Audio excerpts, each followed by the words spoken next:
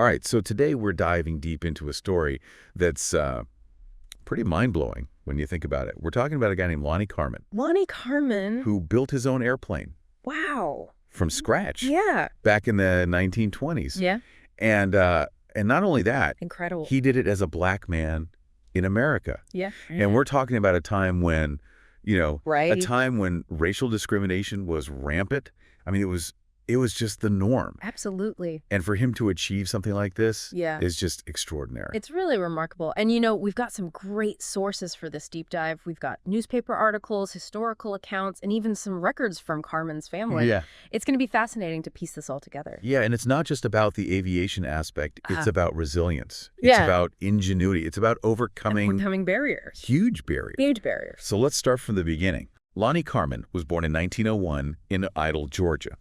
Now, can you talk a little bit about what life was like for a young black man growing up in the South during that time? Yeah, it was a tough time. This is post-Reconstruction South. We're talking about the legacy of slavery. We're talking about Jim Crow laws.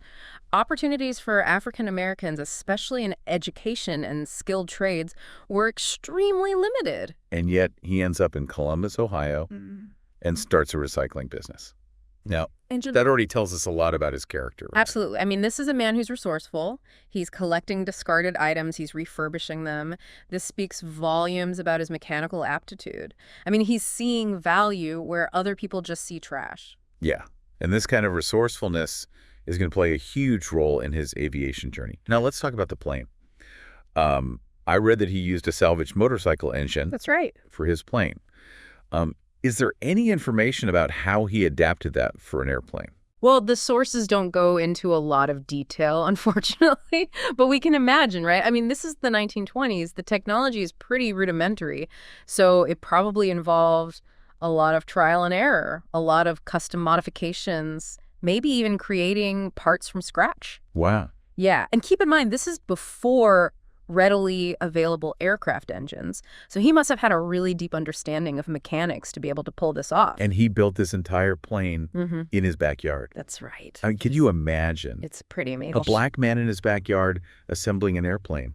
What did the neighbors think? You have to wonder. I mean, it must have been a sight to behold, probably drew a lot of curiosity, maybe some skepticism. But clearly, Carmon had a vision, and he wasn't going to let the doubts of others hold him back. And then in 1926, he takes flight. He does. He soars 500 feet above his neighborhood.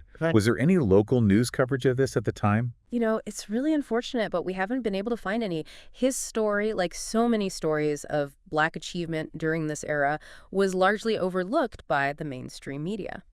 It's really sad when you think about it. I mean, can you imagine if this were happening today? It would be all over the news. But back then, it was a different world. And what's remarkable is that he wasn't doing it for the fame.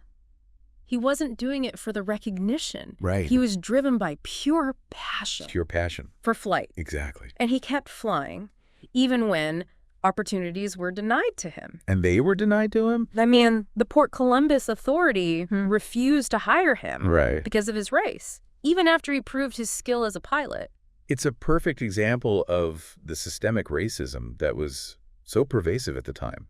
It didn't matter how talented you were or how much you'd accomplished. If you were black, you were facing an uphill battle. Absolutely. Every step of the way. Every step. Now, I also read that he stored his plane in Urban Crest. Why do you think he chose that location? Well, Urban Crest was a predominantly black community. And I think it's safe to assume that he felt a sense of safety and support there. A place where his achievement would be appreciated and protected.